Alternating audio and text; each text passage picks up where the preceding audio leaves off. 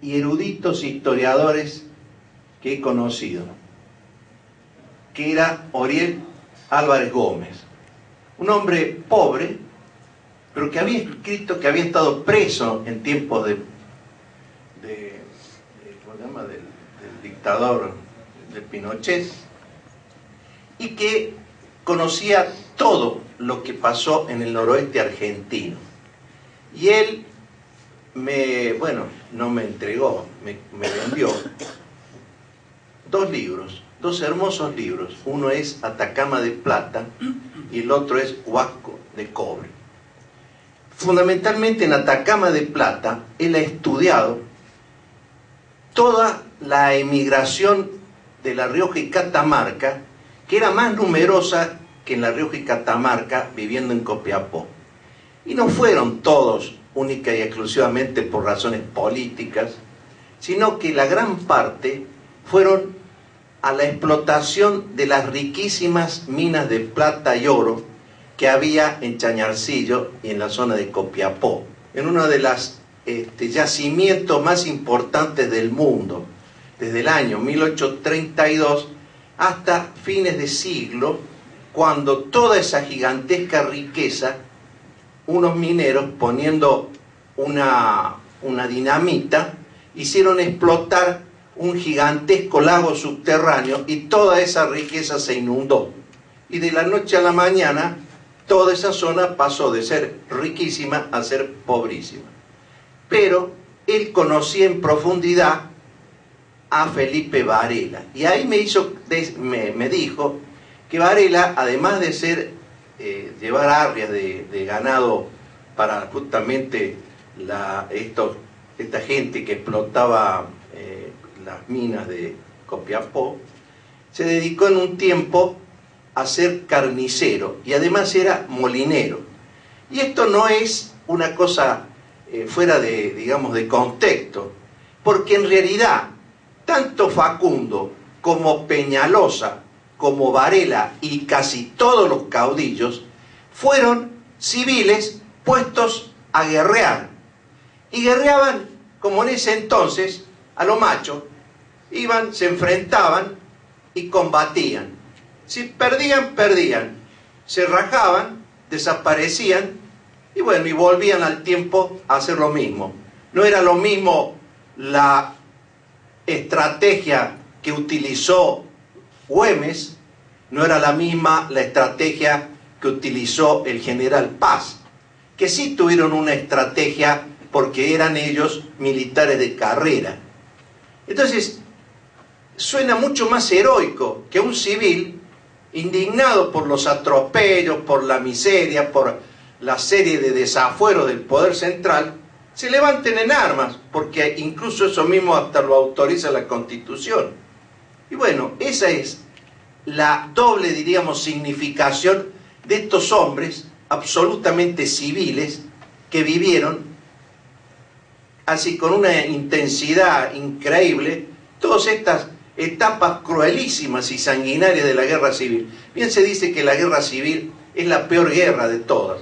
¿Por qué? Porque bueno, eso, el ejemplo, las demostraciones abundan a lo largo de la historia, como fue en España, como fue acá, y así por el estilo. Después de estar en Copiapó, fui a Antofagasta de la Sierra, que en ese entonces, en la época de Varela, pertenecía a Bolivia, donde él permanece durante unos 2 meses hasta que pasa el invierno del 67 y luego va a invadir Salta y luego será su emigración hacia Chile, hacia Bolivia y Chile. Y luego seguí el rastro de Varela, porque por eso escribí el nombre y le puse la novela de Varela, porque la vida de Varela es realmente una novela, más allá de toda la significación histórica que tiene. Y en Bolivia me puse a investigar sobre ese referente tan importante del cual Ortega Peña y Duhalde dan cuenta, que era el presidente Melgarejo. De acuerdo a esa bibliografía tradicional, Melgarejo fue el que ayudaba a las tropas que peleaban de montoneros contra Buenos Aires. Y entonces ahí hay otro de las traiciones que tuvo Varela. Melgarejo no era un hombre de cultura, al revés, era de los caudillos bárbaros, como lo define un historiador boliviano, uno de los peores. Llega al gobierno matando a traición a Belzú. En Bolivia me encontré con que esa versión favorable a Melgarejo no era tal. Melgarejo era un desastre como persona, como gobernante. Hay incluso una novela sobre que lo pinta de cuerpo entero, pero también los historiadores un poco más, diríamos, suavemente, califican lo que era este hombre. Cuenta, por ejemplo, que su mujer, la que él amaba más, era una niña que llega con su madre, que la entrega a Melgarejo, y dice que la señora, la madre, se fue sola y la dejó ya viviendo con el presidente. Era tan loco y tan borracho que ambos recibían a los ministros y a quien fuera a visitarlos desnudos en la casa de gobierno. Sobre una mesa se sentaban como si fueran unos ídolos y ahí llegaban y bueno, estaban los señores en peleche y mostrando así hasta que el grado de intimidad que ellos ofrecían al visitante. Eran unos absolutamente disparatados y locos, que fueron justamente la gran tristeza que uno recibe cuando va viendo que estos personajes a los cuales Varela iba confiado, pensando que iba a recibir la ayuda necesaria para proseguir la lucha, eran mentiras.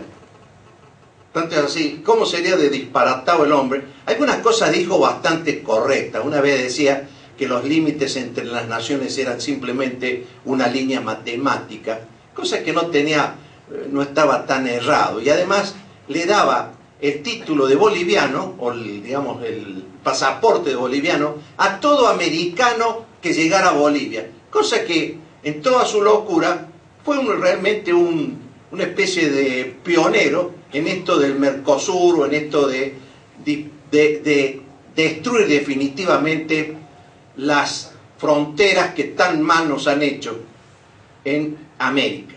Porque teníamos esa maravillosa geopolítica de la época colonial y las ridículas y muchísimas repúblicas que se formaron no sirvieron sino para formar ejércitos que consumieron la mayor parte de la riqueza de nuestro país, enfrentarse en luchas absurdas. Fíjense que el ejército de Bolivia en ese entonces consumía las 2/3 partes del presupuesto.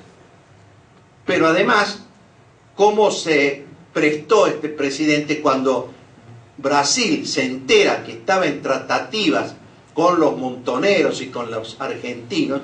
Mandó una misión que se encargó de llenarlo de medallas, de firmar un convenio por el cual le entregó 250.000 kilómetros cuadrados ubicados en la zona de la Amazonia. Es decir, no era solamente como Brasil consiguió poco a poco extender sus fronteras y hoy, con excepción de Chile, lindar con todos los países de Sudamérica. No era una casualidad, era una política de Estado que utilizó la guerra, como en el caso del Paraguay, o utilizó esa diplomacia lisonjera que permitió quedarse con todos esos territorios y logró que Bolivia no interviniera en la guerra del Paraguay. Pero yo lo puse a esto como la tercera traición que se le hizo a Varela. Y luego seguí buscando, y de casualidad, estando en España, hará 7 años, me fui, mi mujer me dice, vamos a Alcalá de Henares. Y estando ahí, yo quería ir a averiguar de Felipe Varela, pero en Simancas, que queda al norte. Y entré, iba caminando por la parte vieja de Alcalá, y veo un archivo que decía archivo de los sindicatos. Dije, qué curioso. Me metí ahí, inmediatamente apareció un afable y charlatán gallego que me dice, ¿qué ando buscando? En realidad yo no andaba buscando nada. Y se me ocurrió decir, bueno, ando buscando sobre Abad de Santillán, uno de los historiadores que más ha contribuido en el país a escribir de historia, pero que además era un español emigrado. Y bueno, sí, acá tenemos. Y me enchufó no sé cuántos cartapazos y cosas. Yo hice como si estuviera investigando, porque no era el Abad de Santillán. Y le pregunté, yo voy buscando a Simancas, porque ahí deben estar los documentos de la época de la independencia y de los del siglo XIX. Dice, no, dice, acá nomás, a 100 metros estaba el Archivo General de la Administración. Y ahí encontré 11 cartas bajo el título de Varela que enviaron los diplomáticos españoles a la reina Isabel II. Lo interesante de esas cartas no es, digamos, es la significación que le daban estos diplomáticos a levantamiento de la Revolución de los Colorados. No pasó desapercibida esa revolución. Y ellos decían muy astutamente que estaba provocando la mayor crisis que tenía el gobierno de Mitre, porque de golpe, cuando estaban todas las tropas argentinas de Brasil y de Uruguay enfrentadas y masacrando a los paraguayos, de golpe se les apareció un movimiento que seguían la mayor parte de los pueblos del interior en contra fundamentalmente de esa guerra. Y más, las referencias que no lo dan normalmente la historiografía ni oficial ni la otra, que es una novela que escribió Roa Bastos, este paraguayo que vivió emigrado muchos años en Francia, en donde va contando el personaje que él va a volver, o está volviendo a Paraguay para asesinar a Alfredo Stroessner, ese dictador que duró no sé cuántos años. Y entonces ahí él lo va mechando con páginas de historia. Y ahí cuenta lo que escribió en esa época de la revuelta, de la guerra, de la Revolución de los Colorados, Richard Burton.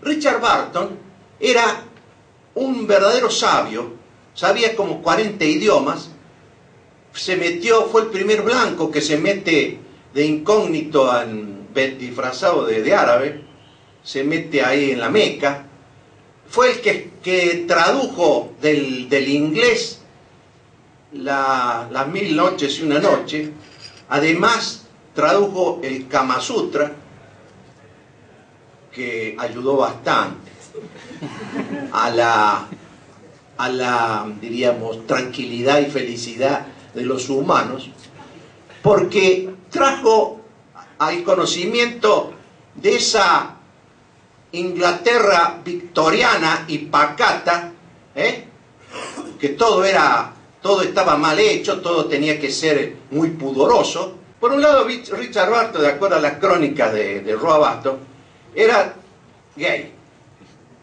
Entonces la mujer, horrorizada de su marido y de lo que escribía, fundamentalmente el Kama Sutra, le iba quemando todo. Lo mandan de cónsul británico a Brasil. Y en Brasil, en eso, el emperador Pedro II le dijo, mire, ¿por qué no va? Se hace amigo de Solano López y le dice que deje de pelear porque lo vamos a machacar. No le dijo así, pero más o menos. Se fue Richard Burton a Asunción, se hizo amigo de Solano López, y él cuenta un día que Solano López le dice, he recibido un ofrecimiento de las tropas irregulares, es decir, de los montoneros, para venir a pelear junto con las tropas paraguayos en contra del gobierno de Mitre.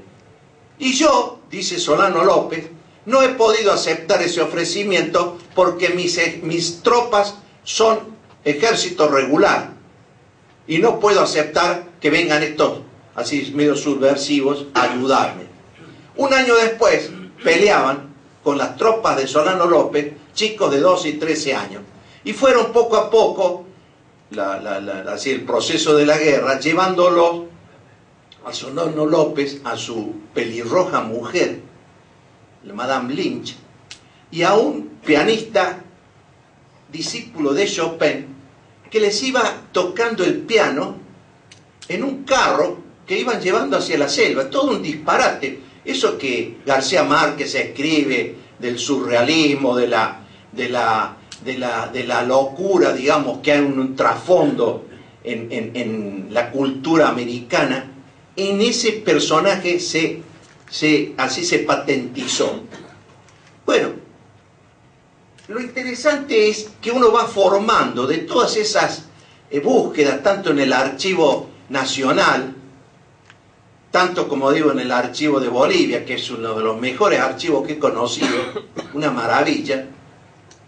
También estuve en el Archivo General de la Nación, que es una porquería. Las ratas más chiquitas tienen este tamaño.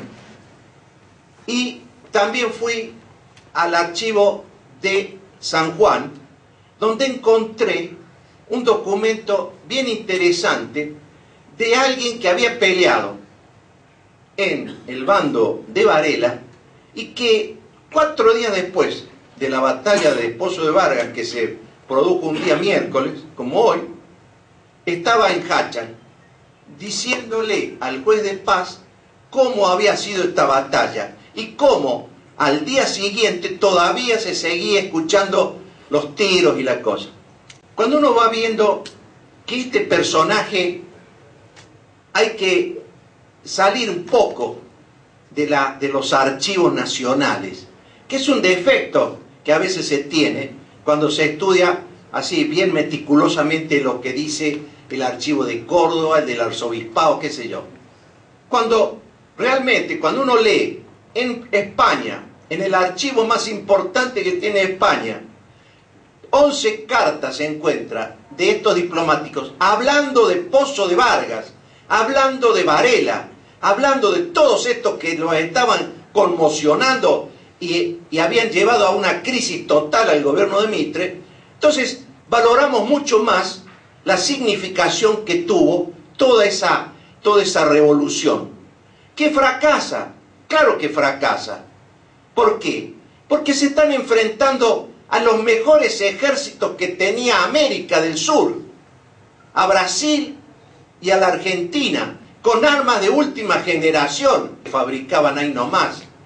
Y entonces es indudable que además de las traiciones, de tanto de Melgarejo como de Carlos Ángel, y además la traición de Urquiza, y además con un ejército tan zaparrastroso en realidad, no era muy difícil vaticinar que iba a ser una derrota total. Y lo fue. Y eso se cierra, y cierra eso. Por eso nos deja una lección bastante importante todo esto que estamos hoy, digamos, recordando. Esta batalla que marcó un hito. Pero demostró los hechos posteriores, los 150 años después de estos acontecimientos, que los federales no estaban tan errados cuando levantaban las banderas federales, las banderas del desarrollo, porque en otro libro que escribí sobre Facundo, no dejé de lado toda la parte militar del Tigre de los Llanos, de los valores así gigantescos, tipo griegos, de personajes así, de una ferocidad, y me puse a analizar en el fondo qué es lo que quiso hacer Facundo Quiroga, porque por eso lo denomino un estadista. Fue un estadista, tenía un proyecto para el desarrollo de la Argentina pobre, de La Rioja, del interior. Era la explotación del Famatina.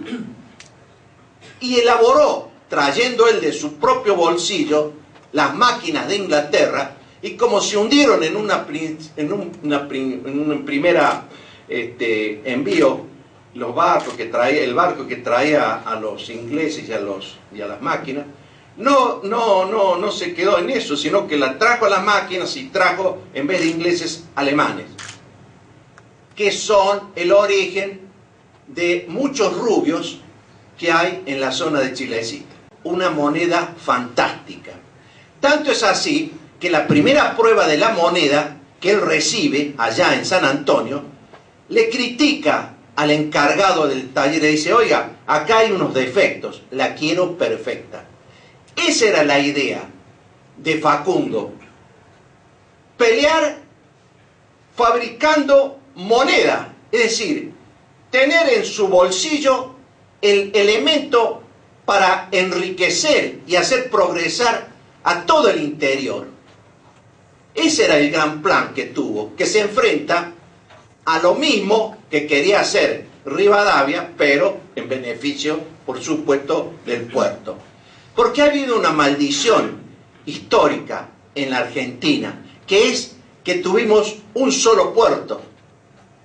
No lo mismo lo que ocurrió con la independencia de Estados Unidos, que cuando van a hacer la independencia, se juntan 13 colonias, que todas tenían puerto al Atlántico. Entonces se juntaron todas de igual a igual. O como pasó en el caso de Chile, que todas las ciudades tenían puerto hacia el Pacífico. Nosotros, fue la maldición, tuvimos el único puerto en Buenos Aires. Y eso fue, digamos, nuestra maldición como nación. Y ha seguido siendo hasta hoy. Y entonces, ese proceso del federalismo que hoy en el mundo sigue siendo una ideología absolutamente vigente, con estudiosos fundamentalmente en Italia y en Europa y en todos lados, que muestran que estamos volviendo a rescatar las banderas federales. Y entonces, ¿qué vemos hoy como panorama de aquel fracaso de la Argentina con la derrota de Pozo de Vargas? Que somos un país absolutamente unitario. Y esa es la significación, diríamos hasta dramática, que tiene conmemorar estas fechas.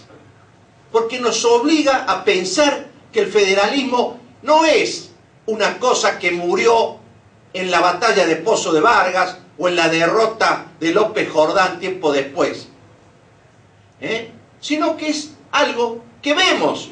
No puede ser que el país, siguiendo la inclinación del suelo, porque va para el lado de Buenos Aires, haya llevado al 60% de la población argentina a peñuscarse en Buenos Aires.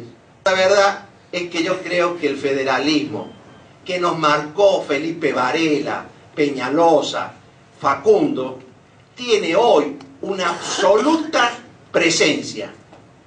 Son banderas que el interior tiene que levantar, porque son banderas de dignidad, son banderas de equilibrio, de justicia. No puede ser que estas provincias, que fueron las creadoras de la nación, no puede ser que estén sometidas. La verdad que creo que no es para estar triste celebrar este tipo de aniversario. Es como para decir, hay que levantar definitivamente, tenemos que concientizarnos que el federalismo no se murió.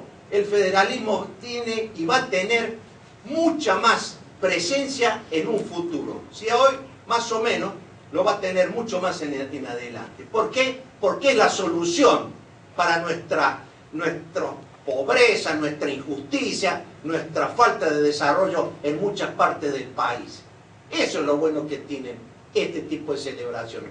Decir que Felipe Varela, que el Chacho, siguen viviendo absolutamente en el pensamiento que les costó la vida, porque todos a su manera murieron, digamos, como cuenta García Márquez en ese fantástico libro El general en su laberinto, cuando iba Bolívar hacia la muerte y seguía pensando, voy a volver, voy a volver. Y esta gente están volviendo, eso es lo hermoso. Nada más.